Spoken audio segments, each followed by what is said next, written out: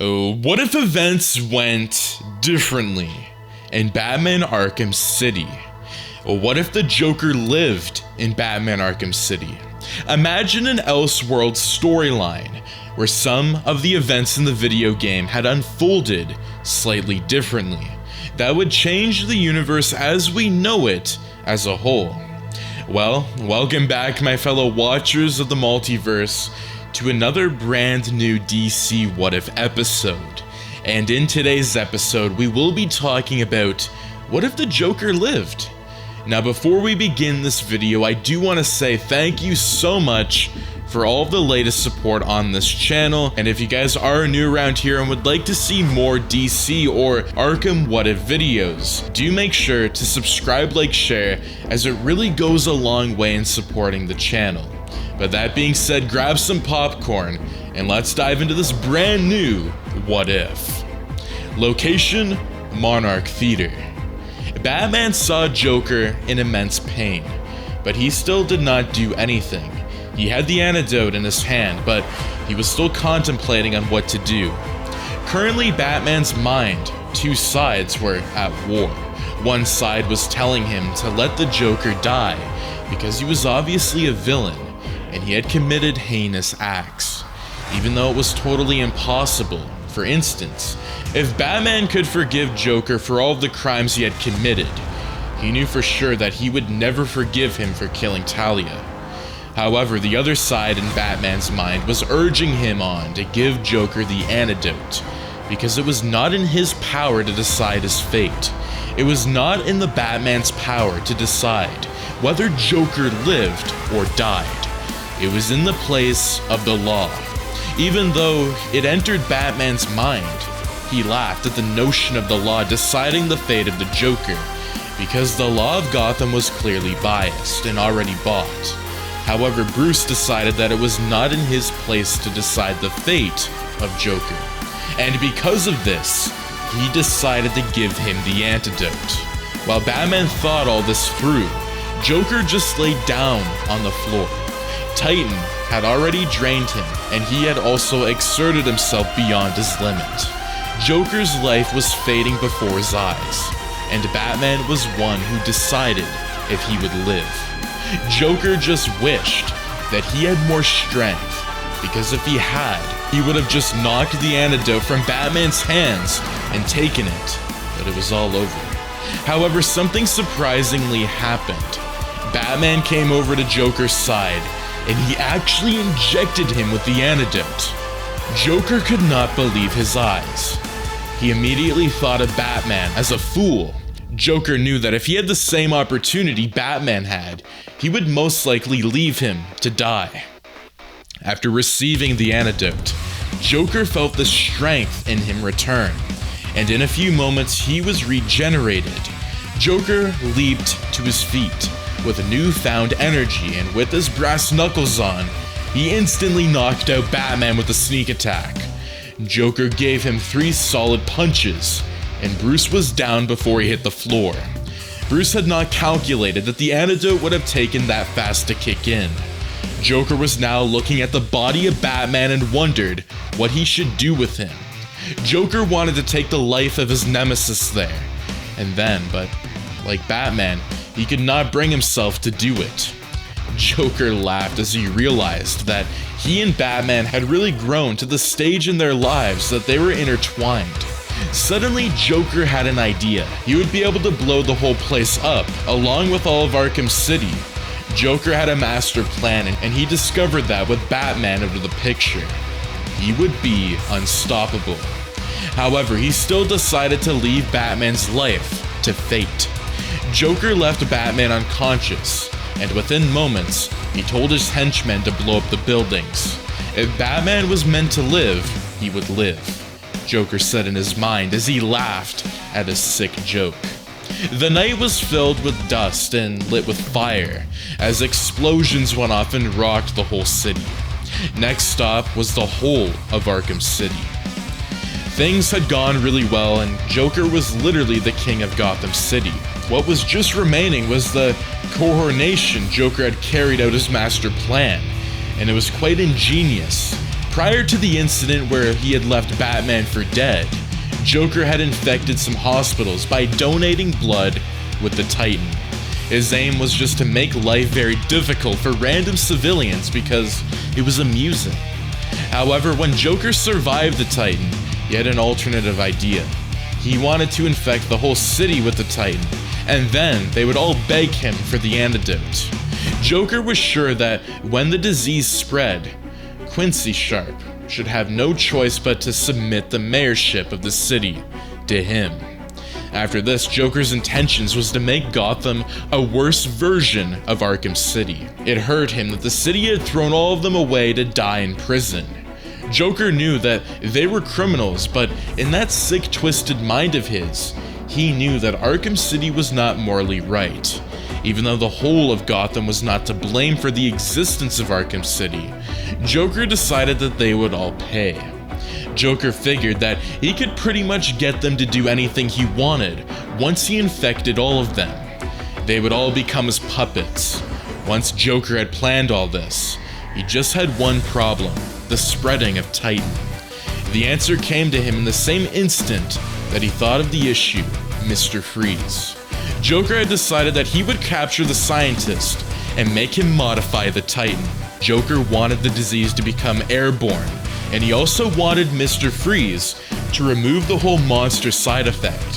He just wanted them to have the disease that had and in a more accelerated format. Joker took this decision because it would not do many good if all the citizens of Gotham turned crazy monsters and killed themselves. This was why Joker decided that he would get Mr. Freeze to remove the monster-turning effect and just leave the chronic disease. When the Joker finalized the plan in his head, he laughed out manically. This was why he knew that he was already the king of Gotham City. His plan already flawless, and there was no one to stop him. Batman was no more. Even though it was sickening, the Joker had the blood of Ra's al Ghul, drained of his own blood after his passing. This was because he knew that his blood was the cure to the Titan's effect.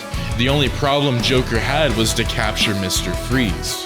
However, for once, his henchmen actually delivered. They were headed by Harley Quinn and Scarecrow. Together with his henchmen, they hunted and caught Mr. Freeze. After this, the Joker enslaved him and forced him to start working on the Titan pandemic. The Joker also made Mr. Freeze create multiple antidotes with Ra's al Ghul's blood. Once a person had taken the antidote, it made them permanently immune to the effects of the Titan. The Joker made sure that he and his henchmen were all immune against the Titan. His plan was to give the rest of the antidotes to the citizens after they made him their ruler. However, the Joker would not make it easy for them. He planned to make them fight and destroy each other. Let them see if their fantasies of morality will last in this type of situation, the Joker said as he laughed. So far, everything was going according to plan, and Joker was nearing his endgame. The already Titan-injected blood had done its job, as multiple patients had turned into crazy monsters. This had caused quite a lot of damage in the city, and they were not even ready for what was about to come. The hospitals and the police force were already full, and their officials already stretched thin. This was the perfect time to strike for Joker. He would release the airborne Titan tomorrow, and very soon the city would bow. Location: the mayor's office. Everything went according to plan. The Joker released the Titan toxin, and like he planned, it was disastrous. Almost all of the citizens of Gotham were dying from the disease. It quickly got to the point that Quincy Sharp had requested an audience with the Joker. When the Joker attended the meeting, he was amused to see that Quincy had also had the disease. This was why he requested an audience with Joker. He did not want to die, however, Joker saw this as an opportunity. Quincy was desperate, and this meant that he would do anything to save his own life. Joker decided that this was the best time to strike. He told him that he would give the city the antidote to stop and cure the pandemic, if only they decided to make him their ruler. Quincy Sharp was dumbfounded, and the Joker loved it because of his expression. It was priceless. He honestly was expecting the Joker to ask for money or anything else. Him asking for control of an entire city of Gotham was mind-boggling. It was downright outrageous, and he would not have it. This was what Quincy thought until he coughed and saw his blood splattered on his hand, which he used to cover his mouth. With an expression of disarray and extreme grief, he agreed to the Joker's terms there and then. Even though he hated the Joker with every fiber of his being, he still valued his own life more than he hated it. He knew that he could live to fight another day. Joker smiled. He had finally gotten what he wanted. Very soon his real plan would now take place. Harley Quinn paced around and wondered whether she was doing the right thing. Harley had always been Joker's girlfriend, and she always supported him no matter how sickening and disgusting his plans were. However, Harley Quinn thought different about this particular plan. She took a walk through the city, and it was a mess. The streets of Gotham were filled with dead bodies and nearly dead ones. It was a quite horrifying sight, and this was why Harley Quinn was contemplating doing something drastic. Harley was planning on dethroning Joker and ending his plans. While Harley plotted, she felt a tap from her back, and this startled her. She quickly catwheeled backwards and landed in a defensive position. Even when she saw that it was Scarecrow, she still maintained her stance because, frankly, the guy also gave her the creeps. However, Scarecrow told her not to fear, that he had been observing her and he knew what was on her mind. He told Harley Quinn that he too wanted to take out the Joker, and she could not believe him. He said that his reasons were purely business, and that he had a plan on his own on how he could take out the Joker. Harley Quinn's interest was piqued, and Scarecrow told her to follow him. He then entered a vehicle and she followed suit. When they started moving, Harley was still suspicious. She even suspected that Joker had sent Scarecrow, but her gut told her the opposite. This was the only reason she did not knock him out. When they moved past several buildings, Scarecrow suddenly took a sudden turn into the forest, and Harley Quinn became alarmed. She demanded that she be dropped off here, but Scarecrow was quicker. He quickly diffused some sort of gas into the car, and she passed out. When Harley Quinn opened her eyes, the first face she saw was that of a ghost. The first face she saw was the Batman. Scarecrow explained everything to Harley Quinn, but it still sounded ridiculous. Batman had not died in the blast, but was badly injured. He was then resurrected by Scarecrow, but Batman had spared his life earlier. Scarecrow took care of Batman, and soon enough, he was discovered by Alfred, and the rest was history.